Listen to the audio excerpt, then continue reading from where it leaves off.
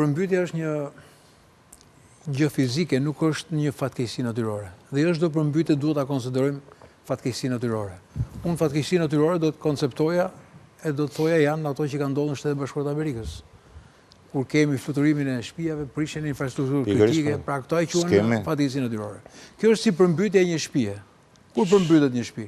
O ke lënë çezmën hap, o ka një tub që të çar, e njëjta gjë është edhe për shtëpinë tonë të përbashkët këtë vend.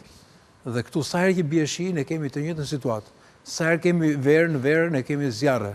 Pra me luftë me zjarret në verë bëjnë fajtor ato zjarrvënësit dhe në dimër kemi përmbytje, sa herë bie shi dhe këtu duhet bëjmë fajtor pushtetin lokal. Dhe është një përgjegjësi shumë e madhe, sepse ka të bëjë me menaxhimin. Dikur, mirë, Vjosa është një lum i egër, pas ka dalë nga shtrati dhe pas ka bërë namin. Po në Durrës, çfarë doli nga shtrati? S'ka dalë gjë. Durrësi sa herë bie shi, po e njëjta situatë. Nëse ne nuk do arrijmë të menaxhojmë ujërat, po jam marrim Hollandën, Hollanda është në nivelin e ujit, a përmbytet Hollanda? Në nivelin e ujit është, ai kanë zgjidhur problemin, a mund ta zgjidhim dhe ne? Kanë infrastrukturën nga ngritur stil funksionale. Kosto e përmbytjes. Kjo është e thjeshtë. Kosto e përmbytjes. Ne kemi ngritur satelit, që nëmes satelitit bëjmë edhe kalkulimin sa janë dëmet apo jo. Pra duhet të ngresh satelitin. Duhet të ngresh satelitin për të caktuar dëmet. Pra harxojmë 6 milionë euro në ajër që të paguajmë sa do dëme kanë shkaktuar poshtë. Jo, ne duhet merrem me parandalimin.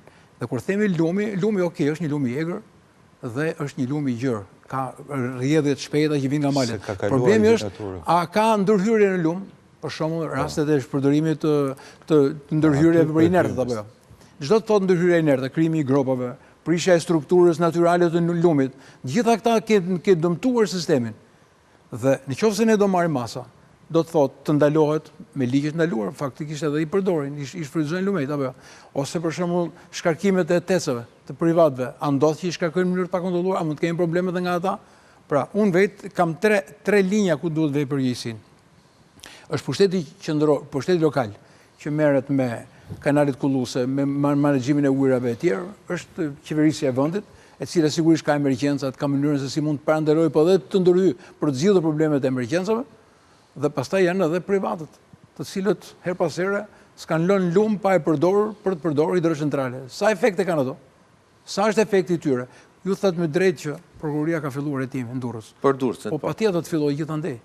Nëse ka raste që mund të jetë dora e njeriut ose keq menaxhimi i pushtetit apo i pushteteve. Pakujdesia. Pra të gjitha këto janë që kanë një lloj shqetësimi.